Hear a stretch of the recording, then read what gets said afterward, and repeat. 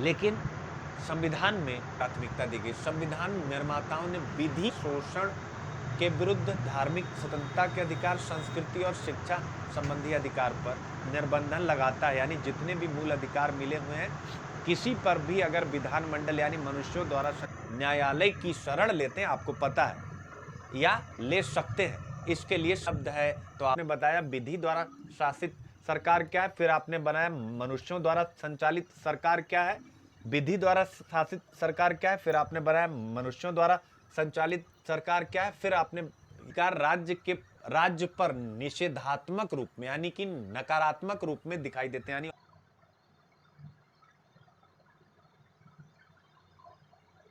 व्यक्तिगत हित एवं सामाजिक हित में सामंजस्य का प्रयास सुनिश्चित करते हैं। चर्चा कीजिए। ये नहीं तो मैं फटाफट कर। संक्षिप्त उद्देश्य लगभग 20 से 30 शब्द में। अब ये प्रश्न का मॉडल यहां बता रहा हूं। द्वितीय खंड यानी कि केवल समझिए। अभी हैं कि मुख्य परीक्षा तभी निकल पाएंगे जब आपको स्ट्रक्चर बनाना आएगा। नोट कर लीजिए। सुनील सर के IQ IP से नहीं, वो तो ठीक है, लेकिन IQ IP जानने के बाद भी अगर स्ट्रक्चर बनाना नहीं आता कि प्रश्न के पहले खंड में क्या जाएगा, द्वितीय खंड में क्या जाएगा, तृतीय खंड में क्या जाएगा, एग्जाम्पल क्या जाएंगे, अगर आपको ये बताना नहीं आता है, ये निकालना नहीं आता है, तो फिर आप सुनील सर IQ IP ने कुछ भी करा दें, कोई फायदा होने वाला नहीं है। ये चीज अपने दिमाग में रखिएगा। तो ये हो गया यानी प्रश्न। और एक चीज और मैं कहना चाहूंगा, जैसे आप लोग क्लास वगैरह में जो है बड़ी आलोचना करते हैं कि प्रीलिम्स नहीं हो रहा, या बहुत से और भी लोग हैं वो भी कहते हैं कि प्रीलिम्स नहीं हो रहा है, सबसे पहले प्रीलिम्स पढ़ो, ये पढ़ो, वो पढ़ो। आप लोग कभी विचार करते हैं कि क्या आपने, पूरी विनम्रता से बात कर रहा हूं, क्या आपने इस लेवल की पढ़ाई कभी की थी?